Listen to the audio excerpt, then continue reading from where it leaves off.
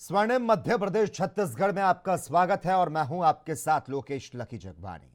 मध्य प्रदेश में प्रधानमंत्री नरेंद्र मोदी ने जनसभा को संबोधित किया तो वहीं उन्होंने विपक्ष पर जमकर निशाना साधा। इस दौरान प्रधानमंत्री नरेंद्र मोदी ने क्या कुछ कहा, आपको सुनाऊं। के पैसे, देश के सामान्य नागरिक के पैसे, देश के किसानों के पैसे कैसे बचा रही है, मैं उसका एक और उदाहरण देता हूं। हमारे यहां खेतों में हमारा किसान यूरिया उसकी जिंदगी का हिस्सा है। यूरिया उसके बिना किसान का तो जीवन सोच ही नहीं सकते। आज हमारे किसान को जरा मेरे साथ बोलेंगे भाई, मेरे सवाल का जवाब देंगे? जरा हाथ ऊपर करके बताइए, देंगे?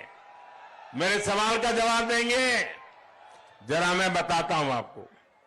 आज यूरिया की एक बोरी, खेत में जो खाद डालते हैं ना, यूरिया की एक बोरी हमारे देश में किसानों को, हमारे इस इलाके में भी किसानों को 300 रुपये से भी कम में मिलती है। कितने से कम? 300 रुपये से कम। कितने? जरा बोलिए ना जोर से, जरा जोर से बोलिए। कितने किसानों को यूरिया कितने में मिलता है? एक बोरी का कितना? 300 से भी कम। लेकिन आप जानकर के हैरान हो जाएंगे कि यूरिया की यही बोरी अमेरिका के किसान को 3000 रुपये में मिलती है। कभी भी छोटे किसानों के लिए योजना ही नहीं बनाई। आपने अपने बेटे मोदी को जब से दिल्ली भेजा और हमारा सेवा काल शुरू हुआ, हमारी सरकार ने प्रधानमंत्री किसान सम्मान निधि योजना बनाई। क्या करते हैं कांग्रेस वाले? आपसे कर्ज माफी की झूठी घोषणाएं करते हैं। 5 पहले भी इनके नेता कहते थे 10 दिन में कर्ज माफी करेंगे।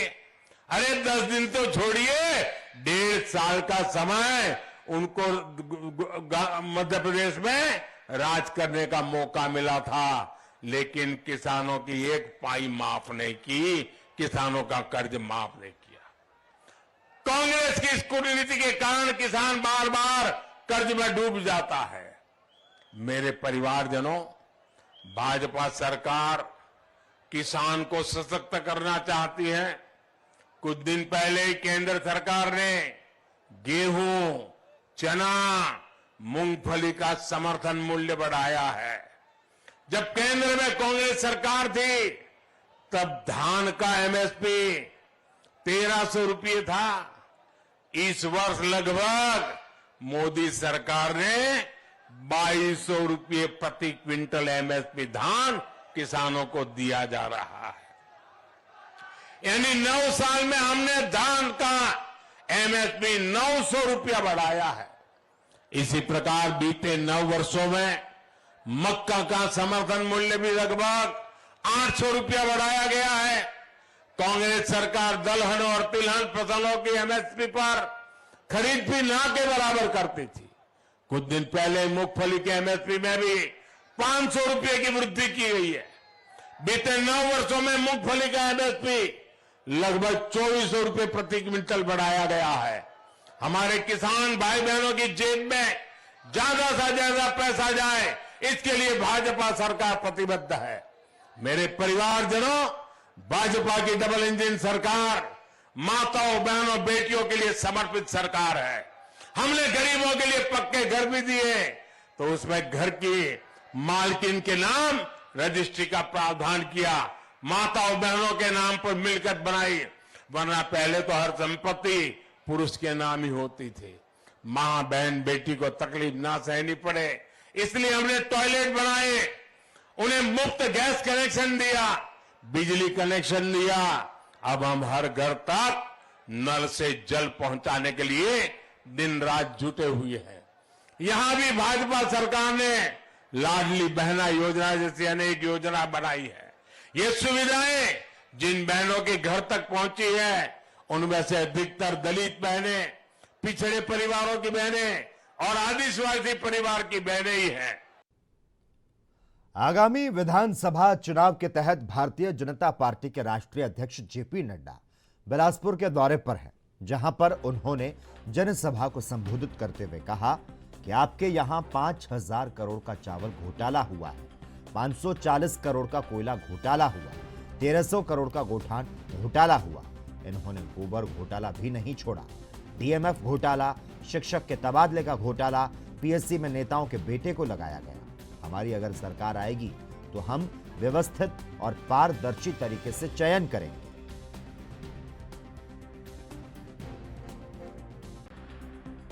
आप बताइए, आपके राज में शराब घोटाला हुआ कि नहीं हुआ? हुआ कि नहीं हुआ? आप बताइए, आपके यहाँ चावल घोटाला हुआ कि नहीं हुआ? मालूम है कितने का? 5,000 करोड़ रुपया। छोटा मोटा काम नहीं करते, बड़ा काम करते। 5,000 करोड़ रुपए का घोटाला। आप बताइए कि कोयला घोटाला हुआ था कि नहीं हुआ था? हुआ था कि नहीं हुआ था? 540 करोड़ रुपए का घोटाला। गोठान घोटाला हुआ है कि नहीं? गोठान घोटाला मालूम है कितने का? 1,300 करोड़ रुपए का गोठान घोटाला। और तो और छोड़िए, इस बघेल ने गोबर घोटाला भी नहीं छोड़ा। आपने देखा है कि कोई आदमी गोबर में भी घोटाला करता है? एक गोबर घोटाला। उसी तरीके से डीएमएफ स्कैम 9,234 करोड़ रुपए का। टीचर के ट्रांसफर का घोटाला। और मेरे नौजवान साथियों, तुम बताओ, पब्लिक सर्विस कमीशन ने नेताओं के और अफसरों के बेटे लगाए कि नहीं लगाए? नौकरी में लगाए कि नहीं लगाए? कोई तुम्हारे गांव से लगा? कोई तुम्हारे इलाके से लगा? ये हमारी सरकार आएगी तो हम व्यवस्थित तरीके से, पारदर्शी तरीके से सिलेक्शन करेंगे और उनके खिलाफ एक्शन लेंगे, जेल में डालेंगे जिन लोगों ने इस काम को किया। छत्तीसगढ़ के सुकमा में जनसभा को संबोधित करते हुए उत्तर प्रदेश के मुख्यमंत्री योगी आदित्यनाथ ने विपक्ष पर जमकर निशाना साधा। क्या कुछ कहा, सुनाते हैं आपको। कि प्राकृतिक संसाधनों से भरपूर ये क्षेत्र एक और आपके संघर्ष की गाथा को, आपके पूर्वजों के संघर्ष की गाथा को हम सबके सामने प्रस्तुत करती है। लेकिन दूसरी ओर जिन लोगों की निगाहें इस प्राकृतिक धनी, प्राकृतिक संपदा पर है, वे यहां पर माफिया राज, अपराध और नक्सलवाद को बढ़ावा देकर के, यहां के सामाजिक ताने बाने को छिन्न भिन्न करके, यहां असुरक्षा का वातावरण पैदा करके, यहां के नौजवानों और यहां के नागरिकों के बीच में, भोले भाले नागरिकों के बीच में, वनवासी आदिवासियों के बीच में अविश्वास की स्थिति पैदा करके उन्हें गुमराह करने का प्रयास भी कर रहे हैं। ये कोई नई बात नहीं है, ये प्राचीन काल से ही ये चीजें चली आ रही है। लेकिन भगवान राम ने त्रेता युग में इस पूरी धरती को राक्षस विहीन करने का काम किया था। और आज तो हमारा सौभाग्य होना चाहिए कि भगवान राम की पावन जन्मभूमि पर 500 वर्षों के इंतजार के बाद आज भगवान राम का भव्य मंदिर का निर्माण हो रहा है। और जनवरी में प्रधानमंत्री मोदी जी के कर कमलों से रामलला अपने पावन मंदिर में विराजमान होंगे। तो उस समय उत्तर प्रदेश और देश के ज्यादा खुशी तो छत्तीसगढ़ वासियों को होनी चाहिए, क्योंकि भगवान राम का ननिहाल जो छत्तीसगढ़ है। और इसीलिए आज मैं आपके पास आया हूं आपसे कहने के लिए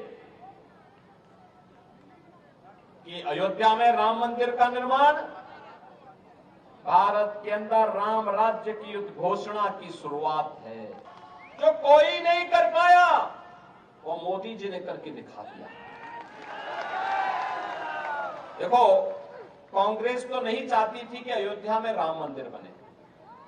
क्या कांग्रेस चाहती थी क्या?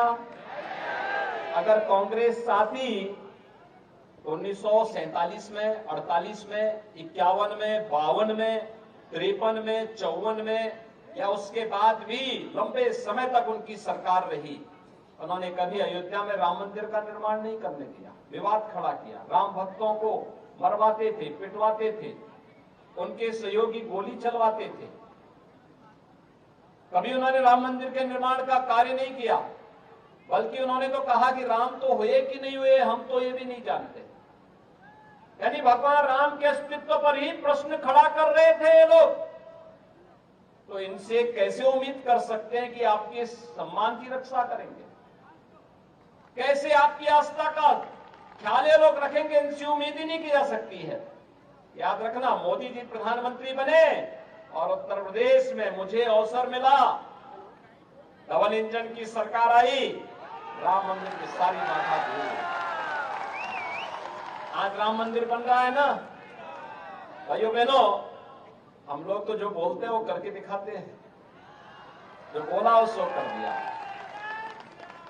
क्योंकि हमारे लिए अपना कुछ नहीं है, जो कुछ है देश के लिए है, समाज के लिए है। प्रधानमंत्री मोदी जी के लिए तो 142 करोड़ की आबादी उनका परिवार है और इसी विश्वास के साथ वे देश के अंदर पूरी मजबूती के साथ कार्य कर रहे हैं। याद करिए, प्रधानमंत्री जी ने हर घर नल योजना आपके छत्तीसगढ़ के लिए। मध्य प्रदेश की राजधानी भोपाल में केंद्रीय मंत्री अनुराग ठाकुर ने प्रेस वार्ता की और इस दौरान उन्होंने विपक्षी पार्टियों पर जमकर निशाना साधा। भोपाल में केंद्रीय मंत्री अनुराग ठाकुर ने कहा, अरविंद केजरीवाल दुनिया को बड़े बड़े सपने दिखाते थे, उन्होंने जो स्मॉग टावर लगाए तो 6 महीने से बंद पड़े हैं, उनमें कितने का घपला हुआ ये देश की जनता को जानना है। पंजाब कांग्रेस की सरकार पर आरोप लगाते थे कि पराली जलाते हैं तब यहां प्रदूषण होता है। अब पंजाब में भी आम आदमी पार्टी की सरकार है और दिल्ली में भी आपकी सरकार है, दोनों में से कौन इसकी गारंटी लेता है?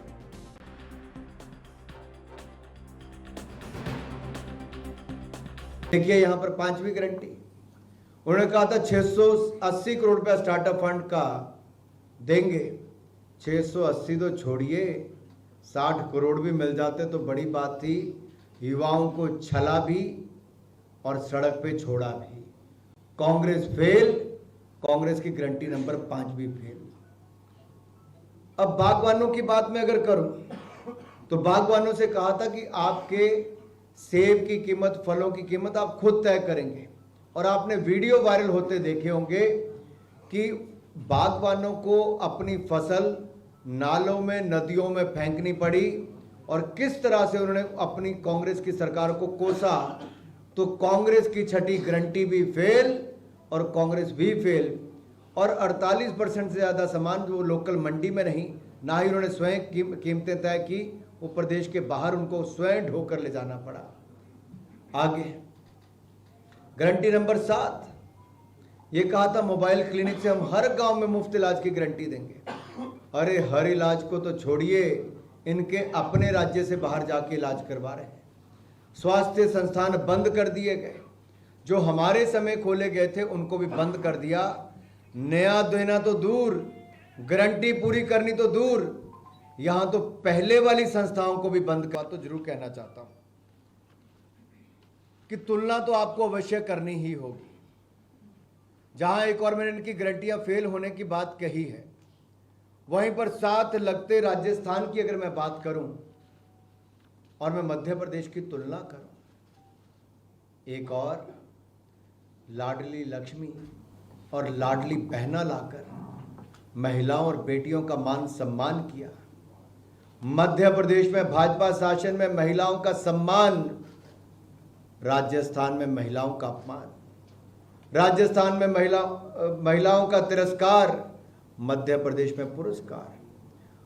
मध्य प्रदेश में महिलाओं को अधिकार तो राजस्थान में अत्याचार। और अत्याचार राजस्थान में ऐसा हुआ क्योंकि साथ लगता राज्य है, 2 लाख अपराध के मामले दर्ज हुए, महिला अपराध के मामले दर्ज। देश में नंबर 1 महिला अपराध राजस्थान में कांग्रेस की सरकार में। 35,000 दुष्कर्म की घटनाएं, हजारों बहनों को जिंदा जला दिया, मौत के घाट उतार दिया, जिसमें दलित, अनुसूचित जाति और जनजाति की महिलाएं हैं। कहीं पर बच्चों के सामने महिलाओं के साथ अपराध बलात्कार की घटनाएं, कहीं पति के सामने बलात्कार अपराध की घटनाएं, उनको मौत के घाट उतार दिया। ये कांग्रेस की राजस्थान की सरकार में हुआ। मेरे भाई और बहनों, आज लोगों की जुबान पर है कि मध्य प्रदेश में लाडली बहना कांग्रेस के राजस्थान में लुट गई। खबरों का सिलसिला लगातार जारी रहेगा। वक्त है एक छोटे से ब्रेक का।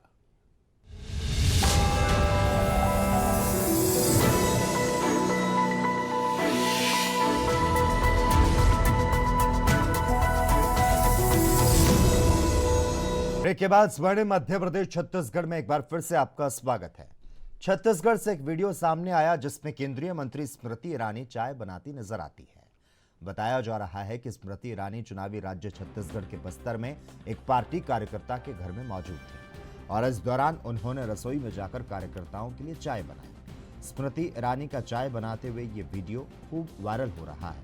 और इतना ही नहीं, इस दौरान वीडियो में यह भी दिखाई दे रहा है कि केंद्रीय मंत्री रसोई में अलग अलग लोगों के हिसाब से कम चीनी, ज्यादा चीनी और कम दूध वाली चाय बना रही है और साथ ही प्यालों में छानकर बांट भी रही है।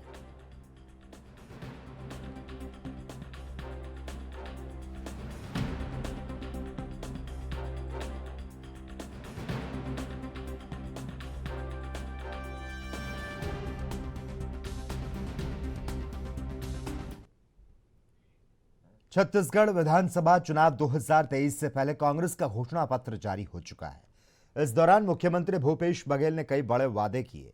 सीएम भूपेश बघेल ने कहा, इस बार राज्य की जनता के लिए कांग्रेस जो वादे लेकर आई है उनमें मुफ्त बिजली, धान खरीदी को लेकर बड़ा फैसला और तेंदुपत्ता कारोबारियों के लिए भी बड़ा वादा शामिल है।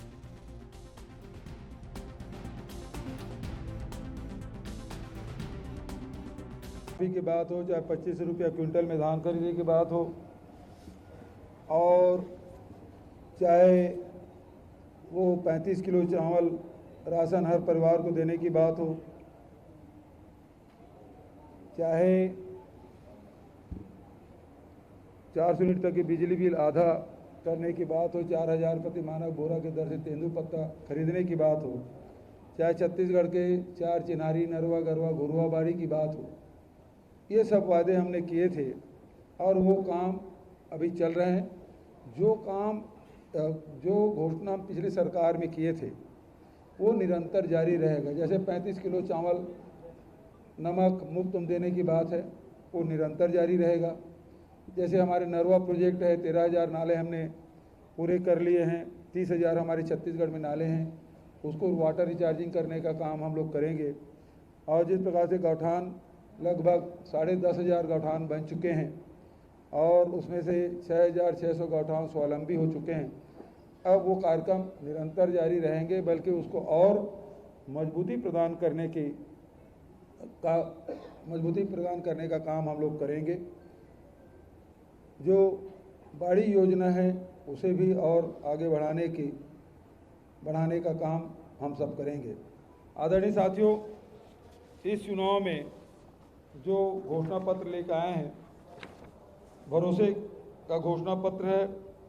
भरोसा बरकरार, फिर से कांग्रेस सरकार, वादा है फिर निभाएंगे। तो पहली बात, इसमें से गारंटी के रूप में हमारे नेता राहुल जी, खड़गे जी, प्रियंका जी, शैलजा जी ने गारंटी के रूप में दी है। तो 20 क्विंटल धान खरीदी की शुरुआत तो हम लोगों ने पहले ही कर दिया, 1 नवंबर से शुरू हो चुका है। दूसरा, इस बार भी किसानों का कर्ज माफ होगा। 20 क्विंटल प्रति एकड़ तक धान खरीदी हम करेंगे। सभी सरकारी स्कूलों, कॉलेजों में केजी से लेकर पीजी तक शिक्षा मुफ्त होगी, जिसमें चाहे वो नर्सिंग कॉलेज हो, पॉलिटेक्निक हो, चाहे वो साइंस हो, आर्ट हो, कॉमर्स हो, या फिर इंजीनियरिंग कॉलेज या मेडिकल कॉलेज छत्तीसगढ़ के कोई भी वर्ग के बच्चे यदि अध्ययन कर रहे हैं तो उसे कोई एडमिशन फीस नहीं लगेगा और कोई ट्यूशन फीस नहीं लगेगा, मुफ्त में शिक्षा होगी। मैं समझता हूँ देश में ये पहली बार इस प्रकार से घोषणा पत्र में लाए हैं। तेंदुपत्ता हम लोगों ने, राहुल जी ने 4,000 हर साल अतिरिक्त देने की बात उन्होंने कही थी, लेकिन तेंदुपत्ता के जो प्रति मानक बोरा के जो दर है अब वो 6,000 प्रति मानक बोरा के। मध्य प्रदेश के मुख्यमंत्री शिवराज सिंह चौहान का बयान सामने आया जिसमें उन्होंने कहा कि भारतीय जनता पार्टी का मॉडल विकास और जन कल्याण का है। कमलनाथ का मॉडल पुराना मॉडल है, मध्य प्रदेश को बर्बाद करने का मॉडल है। इसके साथ ही उन्होंने कहा कि कमलनाथ का मॉडल एक अपराध मॉडल, एक कमीशन मॉडल और एक भ्रष्टाचार मॉडल है। ये पुराना मॉडल विफल हो जाएगा और भारतीय जनता पार्टी सरकार बनाएगी।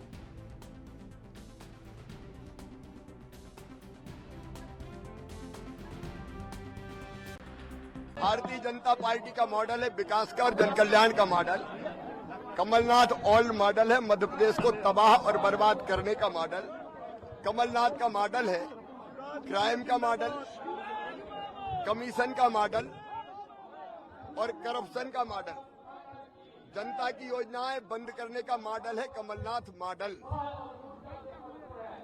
मध्य प्रदेश को भ्रष्टाचार का अड्डा बनाने का मॉडल था कमलनाथ का, जिसमें सारी जन कल्याणकारी योजनाएं बंद कर दी थी। ये ओल्ड मॉडल को जनता फेल करेगी और भारतीय जनता पार्टी को लोग आशीर्वाद दे रहे हैं, हम सरकार बनाएंगे। और इसी के साथ ही इस बार मध्य प्रदेश छत्तीसगढ़ में बस इतना ही। तमाम अहम खबरों के लिए लगातार जुड़े रहिए हमारे साथ और देखते रहिए ANB न्यूज।